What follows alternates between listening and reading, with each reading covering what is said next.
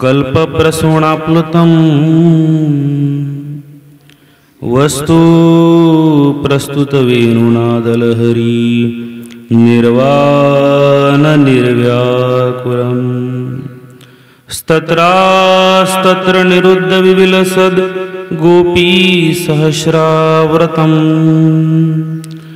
न्यस्तान्यस्तनतापवर्गमखिलो दारं किशोराकृती जिथे ज्ञान विज्ञान संजीव होते जिथे योग विद्येस सामर्थ्यते जिथे मानवाला मिळे मोक्षगाथा तुझ्या पायरीशी सदानम्रमाथा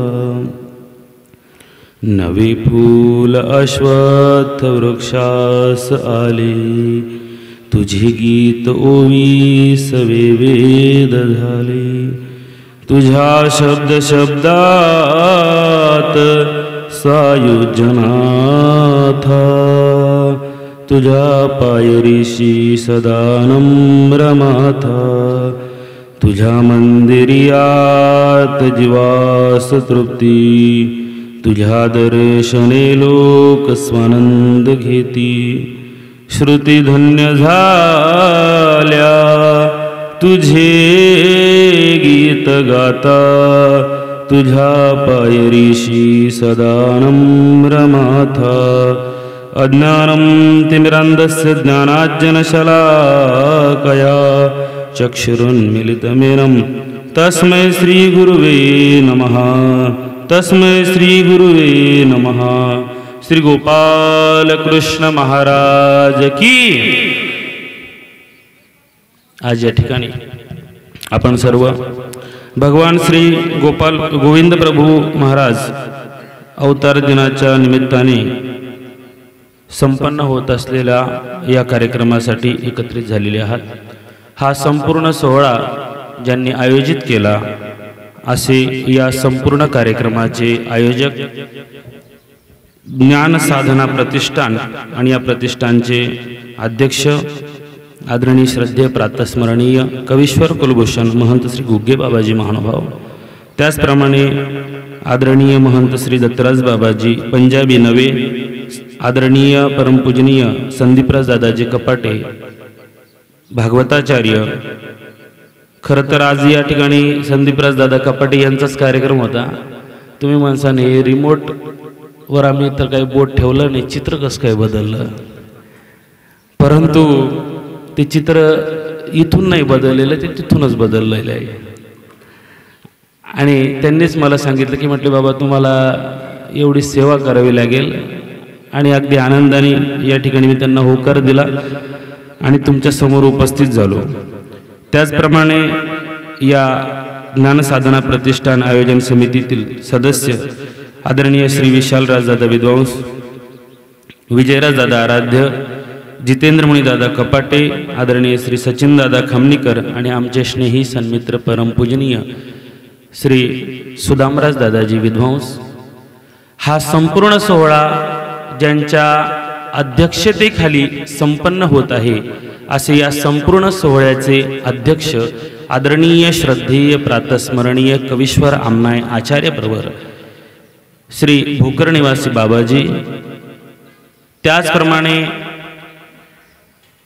कवीश्वर कुलाचार्य आचार्य प्रवर आदरणीय श्रद्धेय प्रातस्मरणीय आचार्य प्रवर श्री फलटण निवासी बाबाजी, आणि या ज्ञानपीठावर विराजमान असलेली सर्वच गुणीजन मंडळी।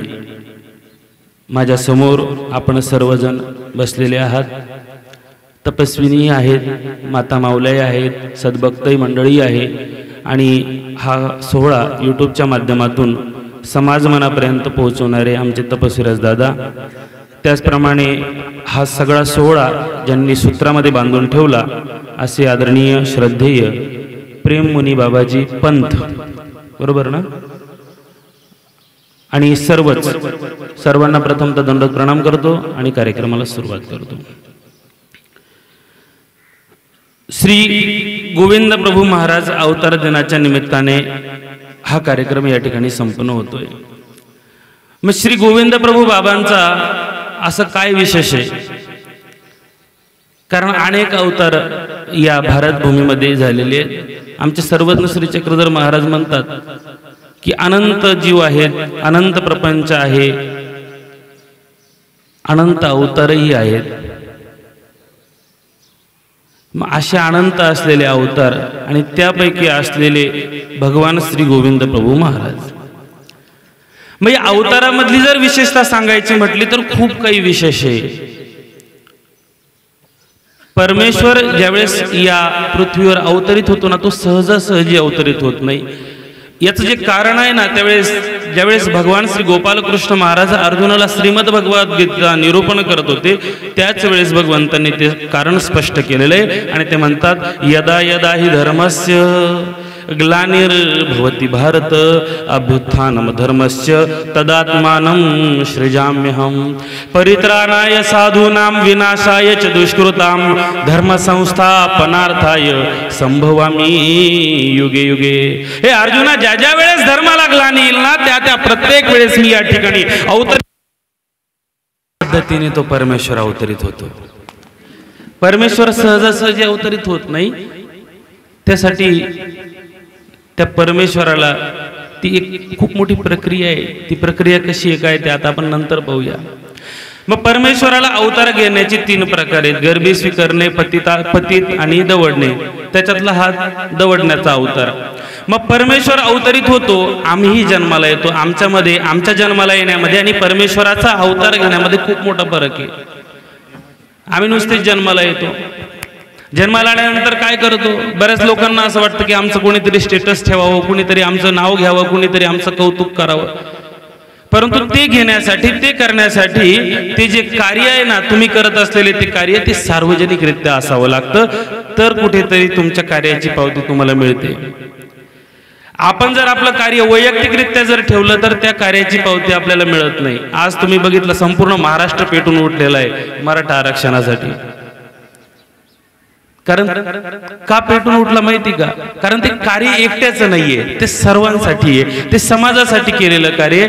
आणि म्हणून त्या ठिकाणी त्या कार्याची ती दखल घेण्यात आली. असे अनेक कार्य आहेत. मग परमेश्वर अवतरित होतो. आपण म्हणतो ना जयंती हा शब्द, जयंती म्हणजे काय? जो जन्माला येतो त्याची जयंती असते. परंतु जो अवतरित होतो ना, त्याचा मात्र अवतार दिन संपन्न होत असतो. आज आपण ज्या प्रांगणामध्ये हा सोहळा या ठिकाणी संपन्न करीत आहोत, हा प्रांगण म्हणजे भगवान श्री चक्रधर महाराजांचा आहे. आणि या राजमठामध्ये, या राजमठाच्या या प्रांगणामध्ये हा सोहळा संपन्न होतोय. अनेक लीळा या ठिकाणी घडलेले आहेत. माझ्या अगोदर आमच्या आदरणीय श्री बापूंनी सांगितलं, कौनी ठाई कौनी विशेष, कौनी ठाई कौनी विशेष, अवघी विशेष डोमेग्रामी असती. या डोमेग्राममध्ये अनेक गोष्टींचं विशेष आहे. अनेक लीळा सर्वज्ञ श्री चक्रधर महाराजांच्या घडलेल्या आहेत. जीवन जगण्याची तत्व जर आम्हाला कोणी घालून दिली असेल तर ती आमच्या सर्वज्ञ श्री चक्रधर स्वामींनी आम्हाला याच मातीमध्ये घालून दिलेली आहे. याची जाणीव आम्हाला असणं गरजेचं आहे. पलीकडच्या बाजूला देगाव नावाचं गाव आहे. त्या गावाला एक ब्राह्मण राहायचा. 5 मुली आहेत. 5ही मुली विधवा झालेल्या आहेत. आणि गावातले लोक त्याची चेष्टा करायचे, निंदा करायचे, पंचरांडा म्हणायचे. सर्वज्ञ श्री चक्रधर प्रभू आसनावर बसलेले, त्या ठिकाणी त्या या गोदावरीच्या पवित्र अशा काठावर सर्वज्ञ श्री चक्रधर प्रभू बसलेले आहेत. आणि पलीकडच्या बाजूने तो ब्राह्मण जातो आहे. सर्वज्ञ श्री चक्रधर प्रभूंची दैदीप्यमान असलेली सुंदर श्री मूर्त बघितलेली आहे, वेधलेला आहे, स्वामींजवळ आलेला आहे, स्वामींना दंडवत केला. स्वामींनी त्या ब्राह्मणाकडे बघितलं आणि स्वामी त्याला म्हणतात, तुमचे पंचगंगा निकेनी असती.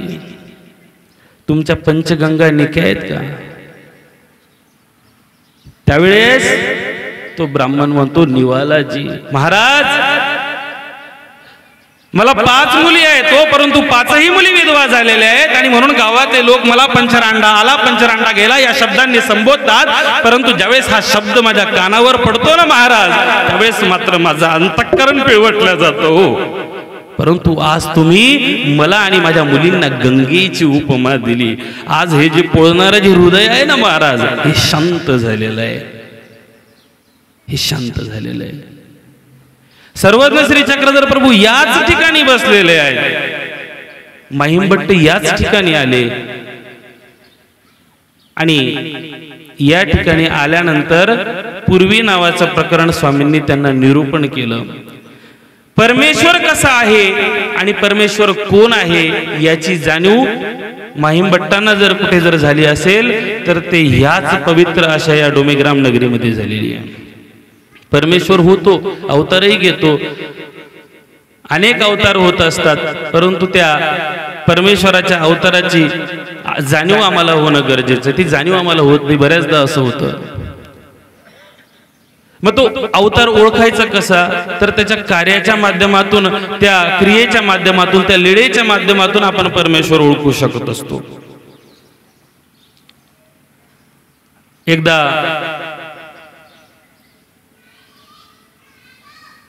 त्या काटसूरला अशाच पद्धतीने श्री गोविंद प्रभू बाबांचा तो अवतार झाला आणि अवतार झाल्यानंतर त्या ठिकाणी, आता ती लीळा तुम्हाला सर्वांना माहिती, मी काही त्याच्यावर जास्त बोलणार नाही.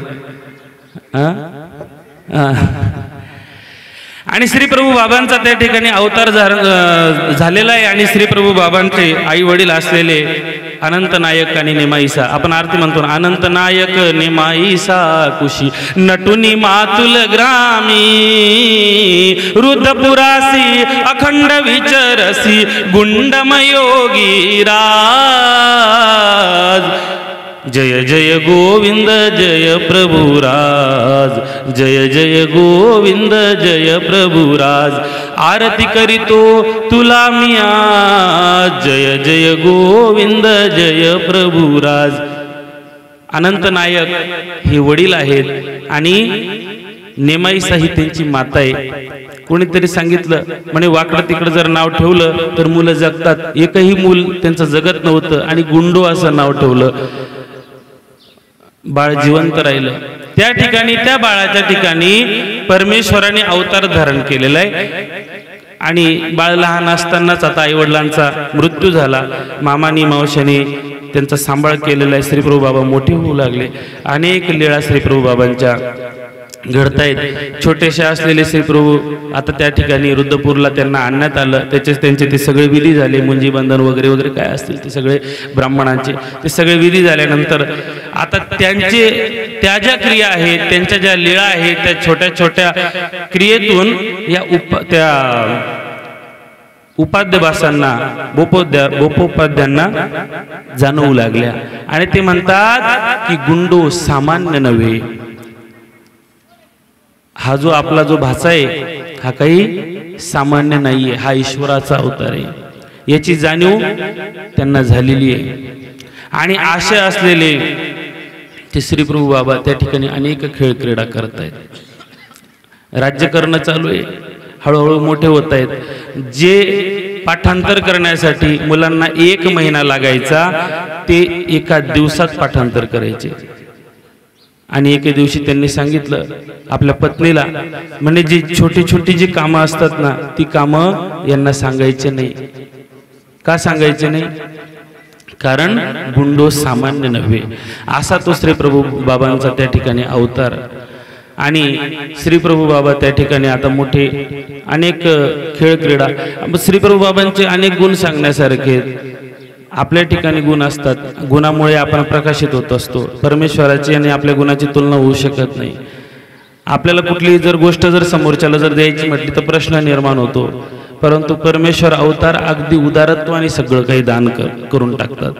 ज्याची जी इच्छा असेल त्याला ते दान करत असतात, देत असतात. व्यक्ती तितके प्रकृतीत, माणसाचे स्वभाव हे वेगळे वेगळे असतात. आणि म्हणून आता असं जे गाव होतं त्या गावामध्ये एक सावकार राहायचा. सावकाराने सांगितलं 3 मुलं होती त्याला. आणि त्या मुलांना सांगितलं, म्हटले जा आपल्या गावामध्ये तो शेतकरी, त्या शेतकऱ्याला 3 मुलं होती. त्या शेतकऱ्याने सांगितलं, म्हटले जा आपल्या गावामध्ये एक सावकार आहे आणि त्या सावकाराकडे जाऊन एक 20,000 रुपये घेऊन ये म्हणे. आता मोठा मुलगा निघाला, त्या सावकाराच्या घरी गेला. सावकाराचं भली मोठी माडी होती, त्या माडीवर त्यांनी पाहिलं, त्याचा जो जिना होता तो छोटा होता, त्या माडीचा जो जिना होता तो छोटा होता आणि माडी मोठी होती. आता हा जिना चढलेला आहे, वर गेलेला आहे, उघडा बम सावकार, गोरा पान, धाडदिप्पाड आणि पैसे मोजायचं काम चालू आहे. याने त्याला पाहिलं आणि त्याला पाहिल्यानंतर हा हसायला लागला. सावकाराने याच्याकडे पाहिलं. सावकार म्हणतो, का रे बाबा का हसतो? शेतकऱ्याचा मुलगा म्हणतो, म्हणे मी तुम्हाला बघितलं आणि माझ्या मनामध्ये एक प्रश्न निर्माण झाला. प्रश्न असा निर्माण झाला, जर समजा तुम्ही मेले तर तुम्हाला न्यायचं कसं? त्याला वाईट वाटलं. त्याला वाटलं आपण इथं नोटा मोजून राहिलो, केवढा महत्वाचा विधी चालू आहे, आणि हा म्हणतो तुम्ही मेले तर न्यायचं कसं? त्याचे ते 2 लठ्ठे होतेच त्याच्याकडं. सख्या दुख्या जी मालक, याला चांगला प्रसाद द्या म्हणे. चांगलं मारलं त्याला. आला तो घरी. बाप म्हणे बेटा काय झालं? जे झालं ते सांगितलं. दुसऱ्या मुलाला सांगितलं, म्हणे बेटा एक काम कर, सावकाराकडे जा आणि एक 20,000 रुपये घेऊन ये म्हणे. आता 2 नंबरचा मुलगा निघाला, सावकाराच्या घरी गेला, बघितलं एवढी मोठी माडी आहे, जिना एवढूच आहे, वर चढलेला आहे. वर गेल्यानंतर बघितलं उघडा बम सावकार बसलेला आहे, नोटा पैसे मोजून राहिला.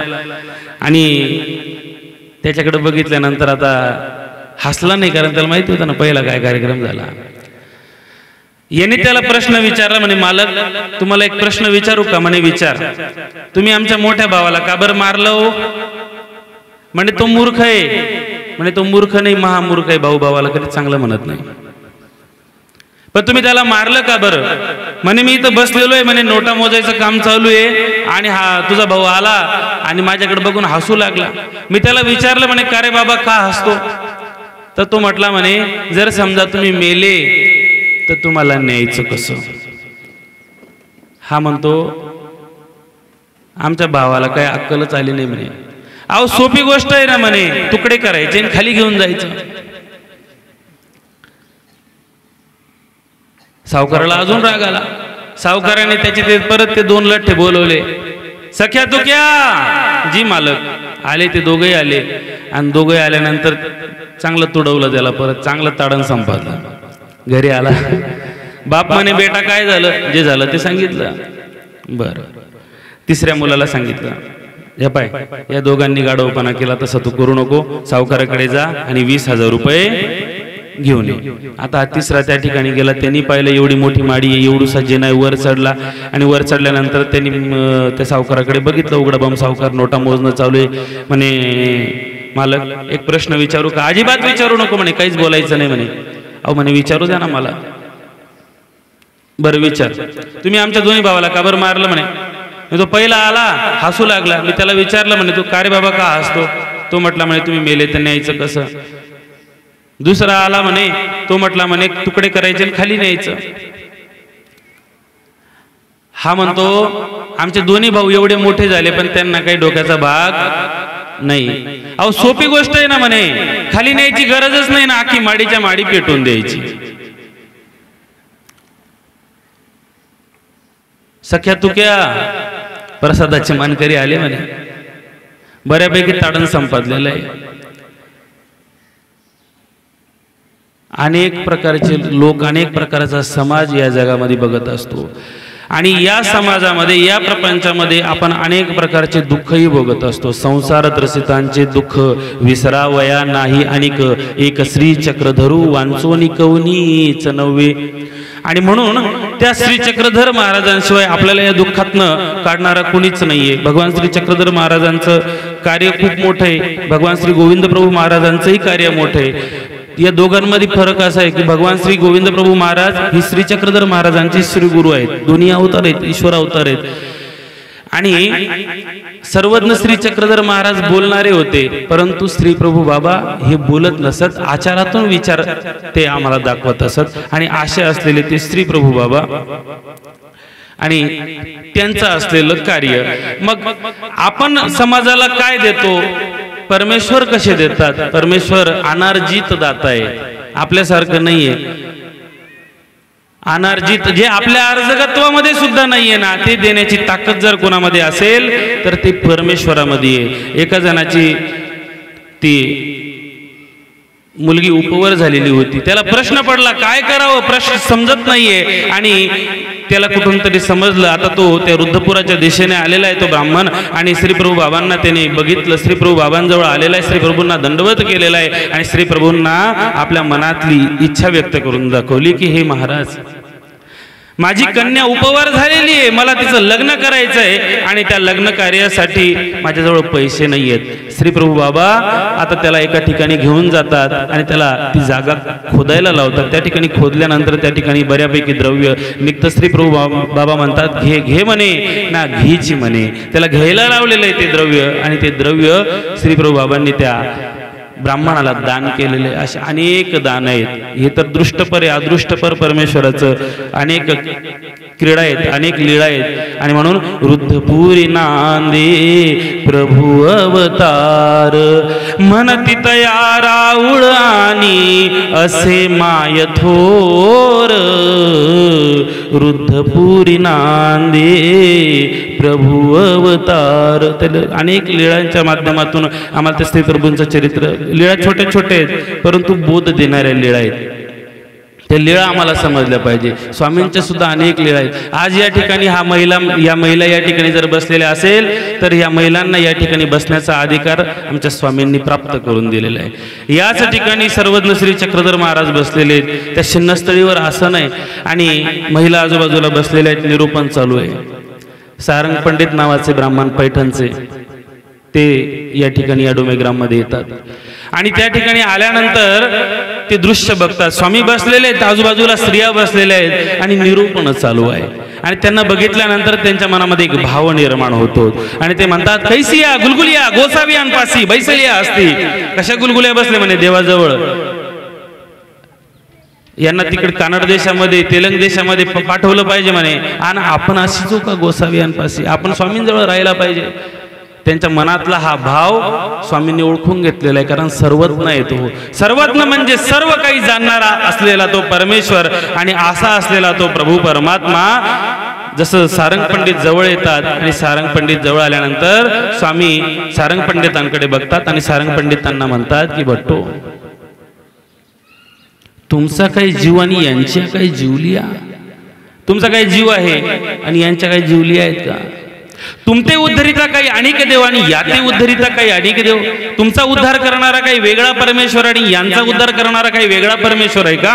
म्हणून तुमच्या मनामध्ये जो तुम्ही विचार करतायत ना, तो विचार अत्यंत चुकीचा आहे. आणि म्हणून या भारतभूमीमध्ये स्त्री पुरुष समानतेची शिकवण जर कोणी घालून दिली असेल तर ती आमच्या सर्वज्ञ श्री चक्रधर स्वामींनी याच मातीमध्ये घालून दिलेली आहे. लक्षात घ्या, याच माती घालून दिलेली आहे. आणि आता आशे असलेले ते सर्वज्ञ श्री चक्रधर प्रभू या ठिकाणी आपलं कार्य करत आहेत आणि स्वामींना भेटण्यासाठी महिमभट्ट येतात.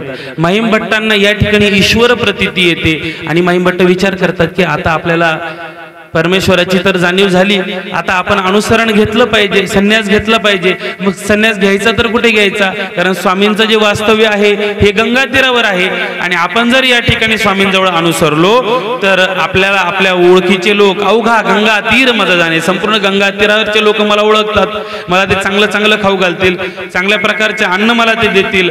म्हणून त्यांनी विचार केला. श्री प्रभू सर्वज्ञ श्री चक्रधर स्वामींनी जे पंचकृष्ण सांगितलेले त्यातले चौथे कृष्ण श्री गोविंद प्रभू बाबा यांच्या दर्शनासाठी निघालेले होते आणि त्यांच्याजवळ आपण अनुसरण घेऊया. आता अनुसरणासाठी ते निघालेले आहेत. अंगावर भरजरी वस्त्र आहे, हातामध्ये अंगठ्या आहेत, गळ्यामध्ये लॉकेट आहे, सगळ्या प्रकार उपादमंत असलेला हा महिमभट्ट आता रुद्धपुराच्या दिशेने निघालेला आहे.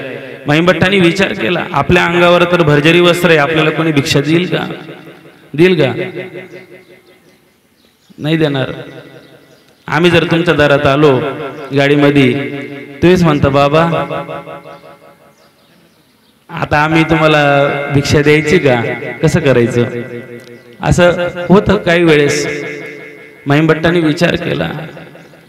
महिमभट्ट आता आपल्या अंगावरचे वस्त्र काढतात. समोरून एक गरीब दरिद्री असलेला एक ब्राह्मण येत असतो आणि त्या ब्राह्मणाला श्री प्रभू ते महिमभट्ट आपल्या अंगावरचे भरजरी वस्त्र देतात. ब्राह्मण म्हणतो, जर समजा मला कोणी विचारलं तर हे वस्त्र तू कुठून आणलेस? त्यावेळेस महिमभट्ट सांगतात की सराळेकर महिमभट्टांनी हे वस्त्र मला दिले असं तू सांग. त्याची ती जुनी वस्त्र, त्याची ती कुजलेली खराब झालेली घामेजलेली वस्त्र आता महिमभट्ट स्वतःकडे घेतायत आणि ती वस्त्र स्वतः परिधान करतात. त्यातला एक तुकडा कापतात आणि त्याची झोळी तयार करतायत. भिक्षेला जातायत, भिक्षा मागून आणलेली आहे आणि भिक्षा मागितल्यानंतर आता भोजन करायला बसलेले तर घामाचा वास त्या भिक्षेला लागलेला आहे आणि त्यामुळे पहिल्या दिवशी पहिलाच घास तो तोंडामध्ये जाता जाता राहिला. ती भिक्षा पाण्यामध्ये सोडून दिलेली आहे. पहिला दिवस उपवाशी गेला. दुसऱ्या दिवशी तीच कथा झाली. तिसऱ्या दिवशी मात्र एक घास महिमभट्टांच्या पोटामध्ये गेला आणि महिमभट्टांनी स्वतःची बाहू थोपटून गेली की जिंकलास मैया, जिंकलास.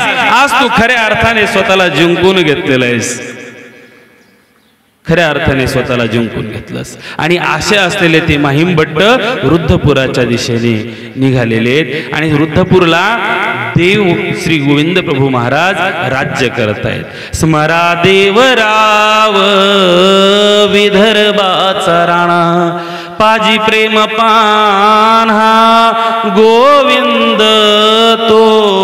स्मरा देवराव विदर्भाचा राणा.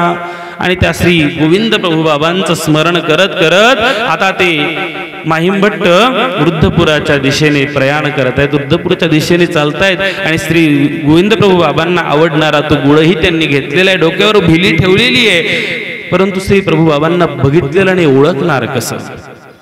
आणि रुद्धपुराच्या जसं ते जवळ आले तसं समोरनं एक मातंग येत होता.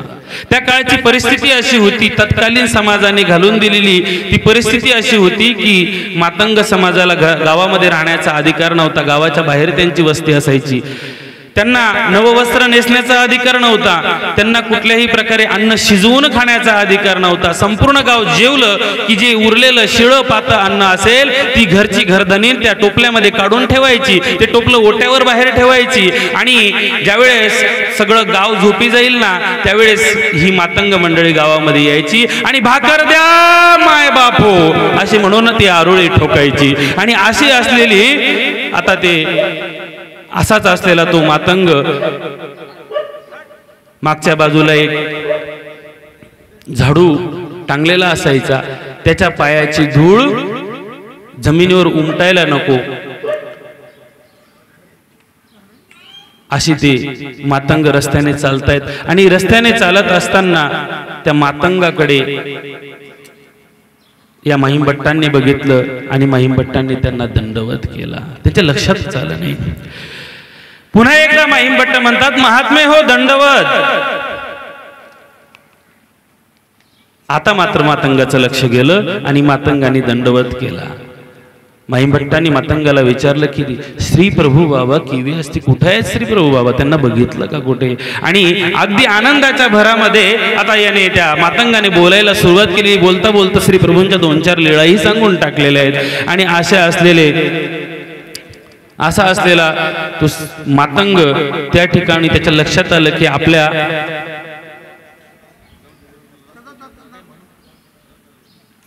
आपल्याकडून काही बोलताना आपल्या गेला ना.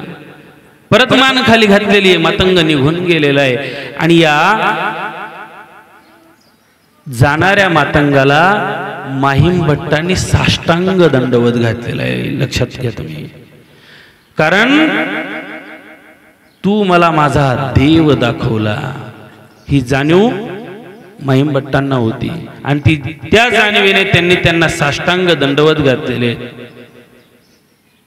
आता महिमभट्ट निघाले, त्या राजमठाच्या त्या जवळ आलेले. श्री प्रभू बाबांची भेट झालेली आहे, दंडवत केलेला आहे. आणि आबाईसां जवळ जातात आणि आबाईसांना म्हणतात की आई मला काही व्यापार मिळेल का? आबाईसांनी बघितलं की अरे हा तर गंगातीरीचा माईया प्रचंड विद्वान आहे, आपण यांना काय व्यापार द्यावा? त्यावेळेस महिमभट्ट म्हणतात की आई मज ये मठीचा केर पुंजा भरावयाचा व्यापार द्यावा। या मठातला त्या चुलीतला जो केर आहे ना, ज्या चुलीतला जो विस्तू आहे ना, राख आहे ना, ती राख भरण्याचा व्यापार मला द्या। बघा व्यक्तिमत्व केवढं आहे आणि नम्रता केवढी आहे, तो व्यापारही त्यांनी घेतलेला आहे। श्री प्रभू बाबांना प्रचंड माहीमभट्टांबद्दल अभिमान होता। अनेक प्रकारचे लीळा श्री प्रभू बाबांच्या त्या ठिकाणी घडतायत आणि दिवसांमागनं दिवस जात होते। एके दिवशी त्या श्री प्रभू बाबांना उदरव्यथा होती आणि श्री प्रभू बाबांनी सांगितलं की म्हटले जा त्या देवगिरीला आणि तिथून माझ्यासाठी कापूर घेऊन या। नागदेव आचार्य माहीमभट्ट दोघेही निघालेले आहेत आणि त्या देवगिरीच्या दिशेने ते जात आहेत। देवगिरीच्या दिशेने जसे ते आले त्या ठिकाणी ज्या सद्गृहस्थाच्या घरी तो कापूर सांगितलेला होता त्याने सांगितलं की म्हटलं आमच्याकडे कापूरच नाही। आणि श्री प्रभूंनी सांगितलेली ती खूण पूर्णपणे ज्यावेळेस सांगितली त्यावेळेस त्याच्या लक्षात आलं की अरे हा कापूर तर आपल्या घरी आहे। त्यांनी सांगितलं की माझा गुंजभर कापूस श्री प्रभू बाबांना द्यावा आणि माझ्या भिक्षेचाही स्वीकार करावा। असं जर असेल तर मी तुम्हाला कापूर देईल। आणि आता त्यांनी त्यांच्या दोघंही विनंत्या मान्य केल्या। माहीमभट्ट नागदेव आचार्यांनी भोजनही केलं आणि तो कापूर घेऊन हे श्री प्रभू बाबांच्या ठिकाणी परत आलेले। दिवसांमागनं दिवस जात होते आणि एके दिवशी असंच त्या सावळापूरच्या त्या उद्धपूरच्या परिसरामध्ये एक मुलगी राहायची।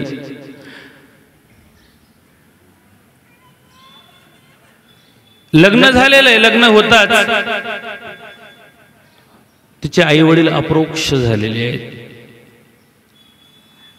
नवराही त्रास द्यायचा, सासूही बऱ्यापैकी गजार होती। दिवसांमागनं दिवस जात होते आणि बिना आई बापाचे म्हणून तिचा हेळसांड होऊ लागलेला आहे। एके दिवशी नवरा बाहेरून आला आणि त्या दारामागची ती काठी काढलेली आहे त्या पत्नीच्या पाठीमध्ये घातलेली आई ग म्हणून ओरडलेली आहे। परंतु दुःख सांगावं तर ऐकणार कोणी नव्हतं।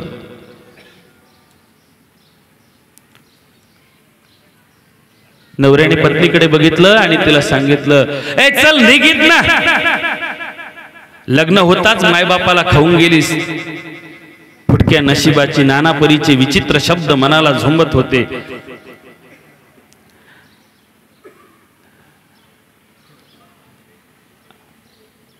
आणि तिने नवऱ्याकडे बघितलं आणि नवऱ्याला सांगितलं हो जाते मी, नक्की जाते। कुठे जाशील तू बिना आई बापाची?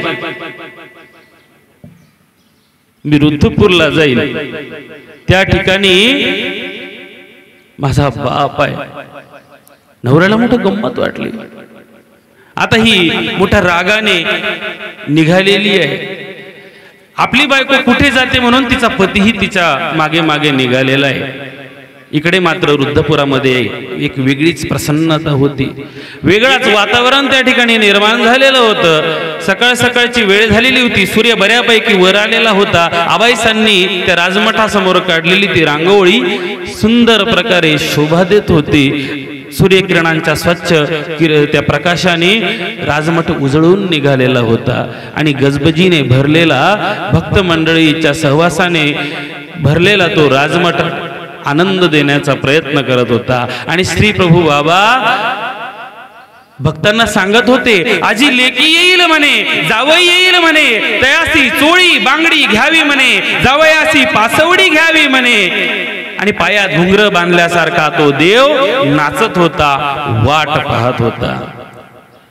श्री प्रभू बाबा त्या राजमठाच्या बाहेर विचार चिरावर येऊन उभे राहिलेले आहेत आणि धावत पळत आता ही मुलगी आलेली आहे। श्री प्रभू बाबांना बघितलं, श्री प्रभू बाबांजवळ आली, श्री प्रभू बाबांच्या पायावर नतमस्तक झालेली आहे, दंडवत केलेला आहे आणि श्री प्रभू बाबांनी तिला जवळ घेतलं, तिच्या डोक्यावर हात ठेवलेला आहे। बाळे नको गरडूस। मागनं जावई आला, श्री प्रभू बाबांनी त्या जावयाचा हात धरलेला आहे, राजमठामध्ये दोघांना आणलेलं आहे. आबाईसांना सांगितलं, तिला स्नान घालण्यात आलेलं आहे. आता 3 दिवस ही त्या राजमठामध्ये होती. माहीमभट्टांना सांगून चोळी बांगडी सगळी व्यवस्था तिची करण्यात आली. आणि जाताना मात्र श्री प्रभू बाबांनी त्या जावयाला ताकीद दिली की माझी लेक आहे, काळजी घ्या तिची. आता तिचा सासूरवास तो कायमचा संपलेला आहे. आता तिचं येणं जाणं या राजमठामध्ये नेहमी व्हायचं. एके दिवशी आपल्या बापाला श्री प्रभू बाबांना ते धिरडे ते तूप आवडतं म्हणून ही घेऊन आलेली आहे. श्री प्रभू बाबा बसलेले आहेत, ते धिरडेही ठेवलेले आहेत, ते तुपाचं गाडगंही ठेवलेलं आहे. श्री प्रभू बाबांनी ते धिरड तोडलं, घास मोडलेला आहे, त्या तुपामध्ये बुडवलेला आहे, तोंडामध्ये टाकलेला आहे. आणि मोठ्या प्रेमाने ही लेक श्री प्रभू बाबांकडे पाहते आहे. आबाईसांनी बघितलं, लेकीच्या अफाट प्रेमामुळे श्री प्रभू थांबत नाहीत. आणि आता आबाईसा पुढे आली. आबाईसा पुढे आल्यानंतर आबाईसा श्री प्रभू बाबांना म्हणते पुरे की जोजी, पुरे की जोजी. श्री प्रभूंना ती उदरव्यथा होती. आणि आबाईसांना श्री प्रभू बाबा म्हणतात, ए ठेव, माझ्या लेकीने आणलेलं आहे, ते माझ्यासाठी आणलेलं आहे. दिवसांमागनं दिवस जात होते आणि तो काळा दिवस उजाडला. विदर्भाचा असलेलं ते दैवत श्री प्रभू बाबा सगळ्यांना सोडून निघून गेलेले आहेत. नाराज नशीब घेऊन एखादा जन्माला आलेला कुणी, पडली नजर तुझी त्याच्यावर अखंड राहिला ऋणी. विसर पडावा म्हणून एकधी जिव्हारी जिवंत जाण, दारात तुळस कौलारू कळस, देव्हाऱ्यात तुझा मान.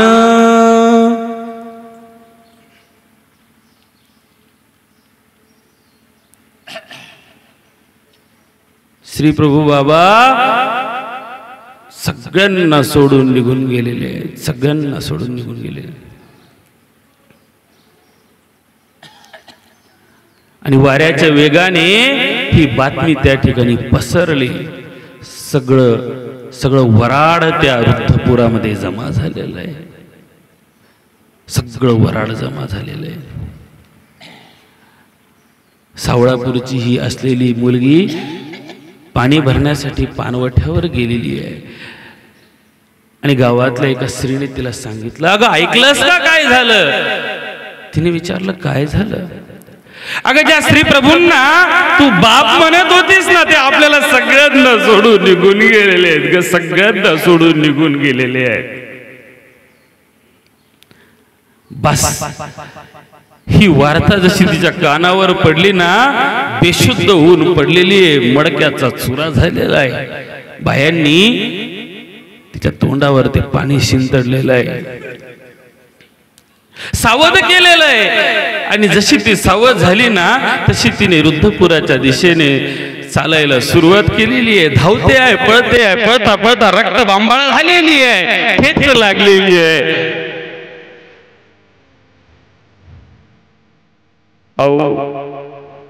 गेली ओ माई, गेली ओ माई.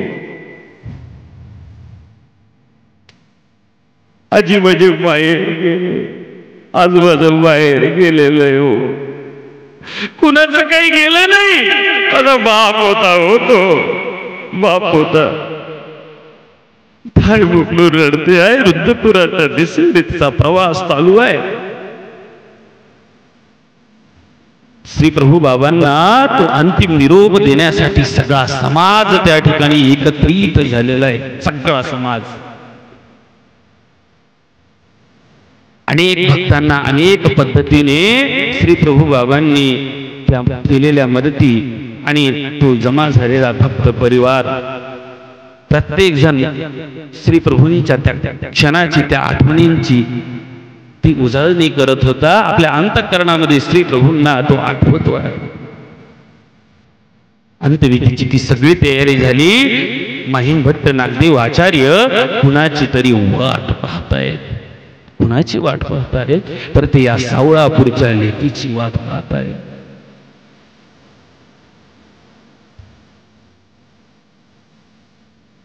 ही मात्र धावते आहे, पळते आहे आणि दुःख कळते. जसं तिला येताना पाहिलं ना तसं महिम भट्ट नागदेव आचार्य पुढे गेलेले आहेत, तिचा हात धरलेला आहे आणि श्री प्रभू बाबांजवळ तिला आणलेलं आहे. श्री प्रभू बाबांनी ज्या मानवी देहाचा त्याग केला ना, त्या मानवी शरीराजवळ आता तिला आणण्यात आलं आणि त्या श्री प्रभू बाबांच्या त्या पायाजवळ ती नतमस्तक होते आहे, पायावर डोकं ठेवते की बाबा बाबा बघा ना हो, एकदा माझ्याकडे बघा ना हो, तुमची लेक मला भेट न करता आली हो बाबा, डोळे उघडा ना हो बाबा, एकदा माझ्याकडे बघा ना.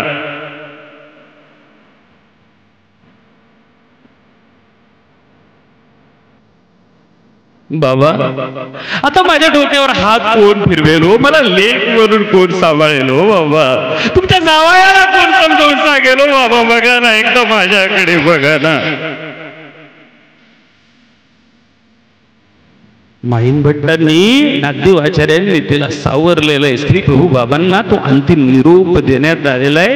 त्या मानवी शरीराची त्या सगळा तो विधी त्या ठिकाणी पूर्ण करण्यात आला आणि आता ही निघालेली आहे. महिम भट्ट तिला म्हणतात राजमठामध्ये चला. त्यावेळेस ती महिम भट्टांना म्हणते आता माझे तिथं कवन असू द्या, आता माझं तिथं कोण आहे हो, माझा बाप होता हो, तो बाप होता आणि म्हणून मी येत होते हो, म्हणून मी येत होते. महिम भट्टांनी साडी चोळी पुढे केलेली आहे. त्या साडी चोळीकडे ढुंकूनही पाहिलं नाहीये, ढुंकून सुद्धा पाहिलं नाही. त्या बापाचं म्हणून घेत होती हो, नको मला ते. तोंडामध्ये साडीचा डोळा खुपसला आणि सावळापूरच्या दिशेने निघून गेलेली आहे. नागदेव आचार्य गंगा तीर नमस्कारत करत आता त्या लिंब्याला आलेले आहेत. 500 शिष्य परिवार आचार्यांचा झालेला आहे आणि मार्गातनं जर वृद्धपूर करण्यासाठी जर कोणी जर निघालं ना तर आचार्य त्यांना दंडक घालायचे.